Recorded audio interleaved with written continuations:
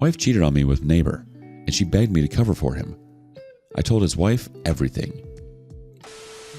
I, 38 male, have been with my wife, Kate, 36 female, for 15 years, married for 11 of them. We have one kid together, Milo, 7 male. We had a happy life together. A house, 2 cars, and a dog. I did my best to provide for them, and we always had everything we needed. Even went on vacations whenever we could, always wherever she wanted to go. I busted my butt working for our family for over a decade, and she paid me back by sleeping with our neighbor. I found out about it a month ago. Let's call our neighbor Larry and his wife, Susan. They live down the street from us, not far, but not close enough that we could just run into each other all the time. Their son, Adam, is Milo's age, and they're in the same class. The two of them became friends a couple of years ago, and Kate and Susan became friends as a result. I've met Larry. We shoot the breeze and joke when we run into each other, but we weren't really friends. We were just neighbors whose wives and kids were friends, so we had no choice other than to get along. Larry ran his own plumbing company, and Susan's shift at work began at noon, so they weren't around when the kids got home from school. Since Kate was always home at that time, the boys would stay with her when they got home. We were all fine with this arrangement. Adam was a good kid, and we didn't mind having him around. Larry and Susan appreciated the help, and Kate always told me she didn't mind. And so the arrangement went on for over a year without a problem. We didn't think anything of it. It was just part of our lives.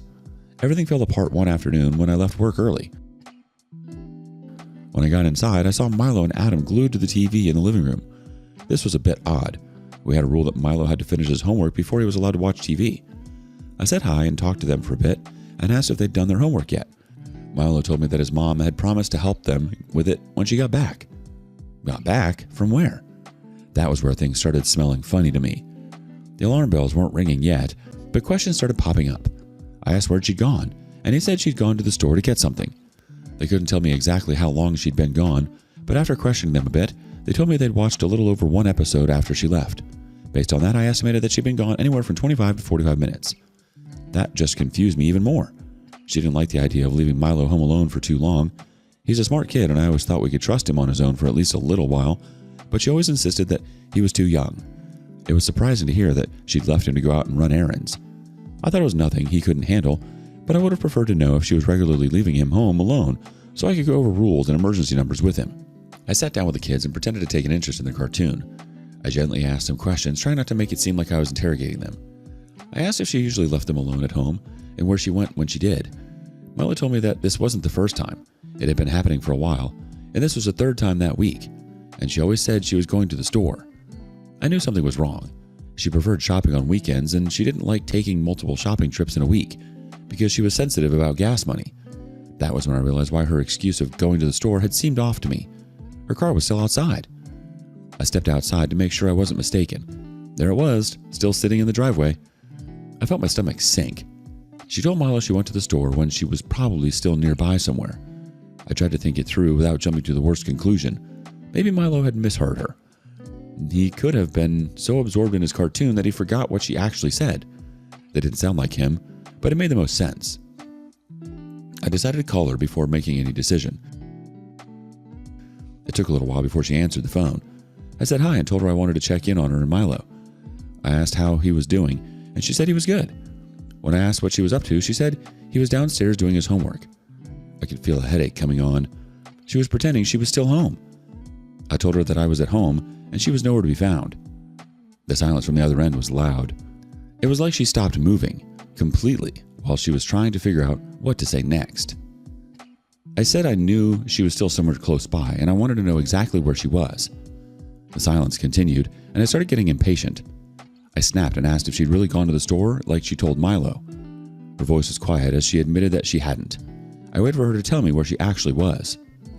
She just said she'd be home soon, and she would explain everything when she got back.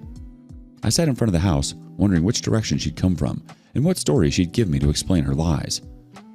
About a minute later, I saw her coming down from the direction of Larry's house. Her hair was messy, and she was way too dressed up for someone who supposedly had spent the day taking care of the house and watching kids. I like to think I'm no fool because I immediately started seeing red flags. I focused on the distance, and I could just make out that Larry's van was in his driveway. He wasn't on a job at the moment. I could feel the pieces clicking into place, and I really didn't like the picture I was starting to see. I didn't give her a chance to speak or give me an excuse when she got near me. I wanted to catch her off guard. I asked her right away, "Were you at Larry's house?" She stopped walking and looked like a child caught with her fist in a cookie jar. Her eyes were wide and her mouth was open. I crossed my arms and waited for an answer. She admitted that she was, but she claimed there was a reason. I didn't say anything, waiting for her to explain. She said she wanted to do some baking and she had gone to borrow baking soda. I looked down at her hands and she wasn't holding anything. When I asked where it was, she told me that they didn't have any either. Larry told her to check the kitchen for it, and she'd spent all that time going through the kitchen with no success. I didn't say anything. I knew that wasn't true. She didn't spend nearly an hour going through our neighbor's kitchen looking for baking soda. It was obviously a hasty excuse she came up with because she hadn't expected me to come home this early. She could tell I wasn't buying it.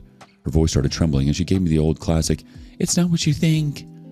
I told her I didn't want to hear any more lies and I went inside. For the rest of the evening, I didn't say a word to her. I helped the boys with their homework, ate dinner in silence, and went to bed without a glance at her. I was preoccupied with what had happened earlier in the day. There was a part of my mind that was trying to make excuses for her. I didn't have any real proof. What if she really was innocent? The other part knew she was lying. I knew my wife, and she wouldn't respond to a false accusation by begging me. She'd get mad, and I wouldn't hear the end of it for weeks. The fact that Kate was lying next to me, quiet and nervous, was enough to fully convince me that she was lying. All that was left was proving it. I pulled out my phone and turned on a voice recorder. Then I rolled over and put it down on the floor, nearly under my side of the bed. Kate didn't seem to notice. I sat up and asked her if Susan knew about what was going on.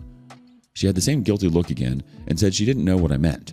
I asked if she knew that Kate and her husband were sleeping together. Kate jolted like she'd been stung and said that wasn't what happened. So I started listing out all the things that let me know she was lying. I brought up the fact that she'd spent an hour looking for baking soda in his house and the multiple grocery runs she was making every week, with no groceries to show for it.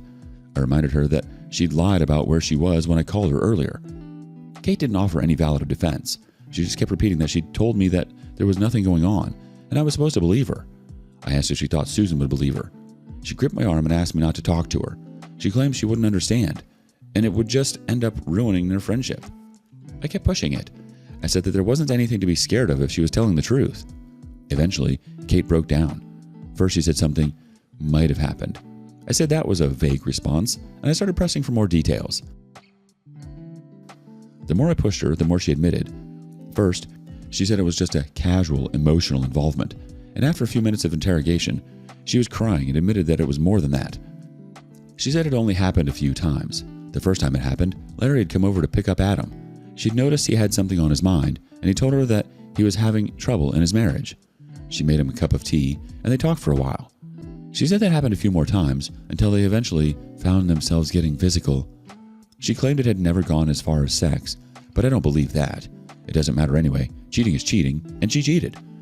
I wasn't even a little bit satisfied to find out I was correct.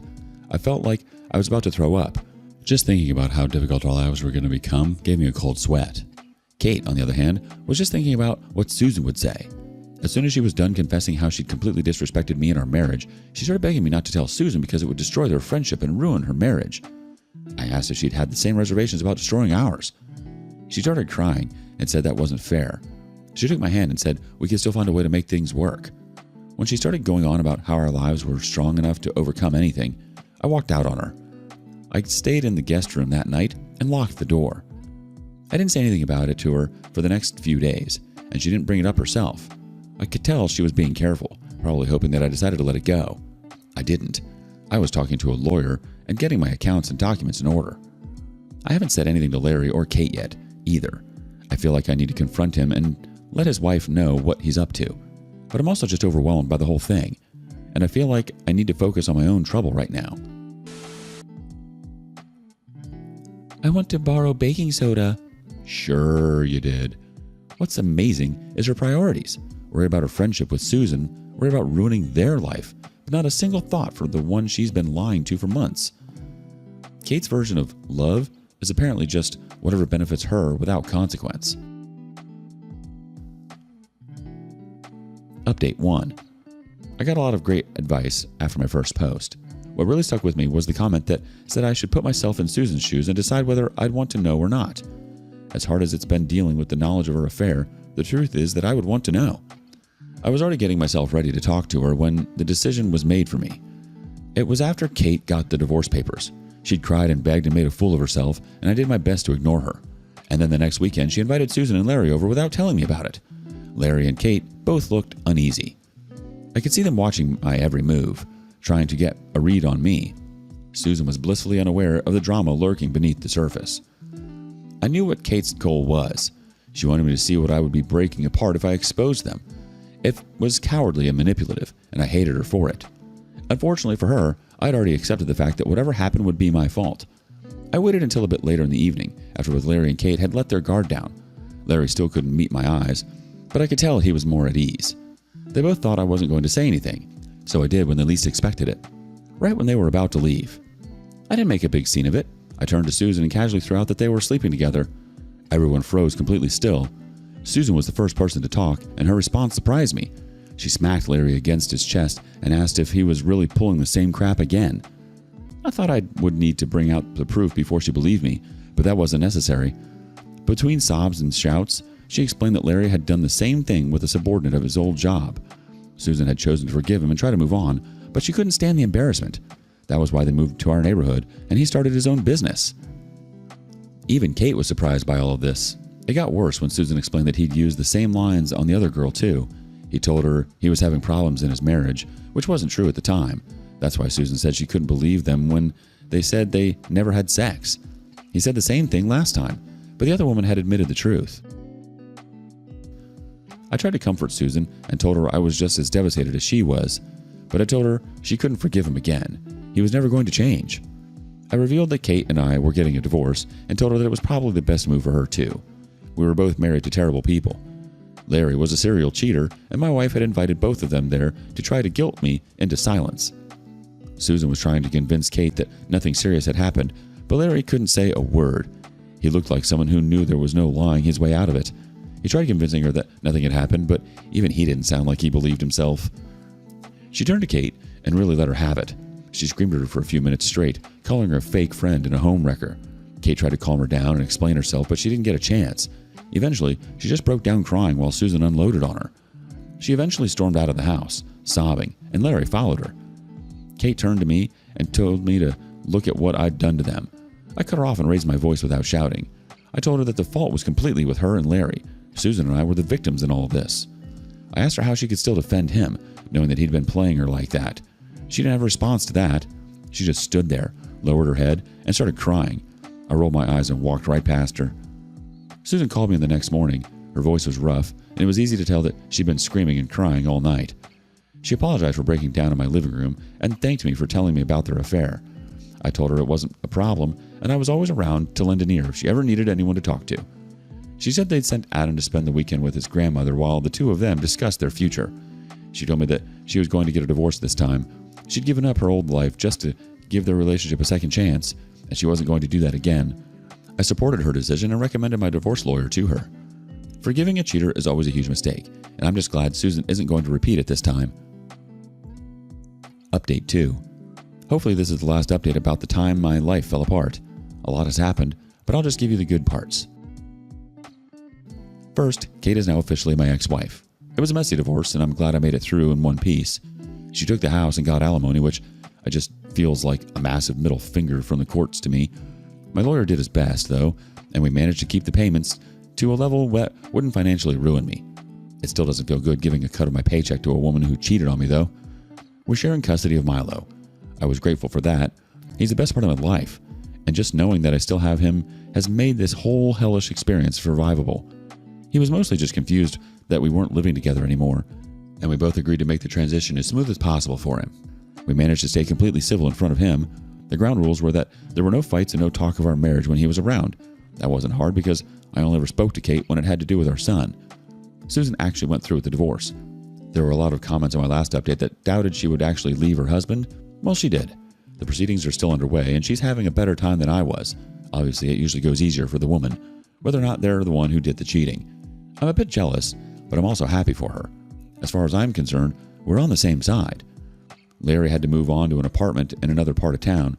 A lot of his customers were people on our street, and once word got around about what he did, he suddenly stopped getting calls. No one wants to hire a plumber who has a reputation for checking out the wrong pipes. As for me, I've moved into a smaller place. I just got enough space for me and Milo. When it's my turn to have him, I've been making sure to stay attentive to all his needs, and he's adjusted to our new family situation quite well. And me? Despite losing the house and getting screwed with the alimony, I don't regret the decision I made. I worked hard to prove a good life, and I wasn't going to come home every night to a woman who viewed my sacrifices as nothing. I had to protect my principles and my peace.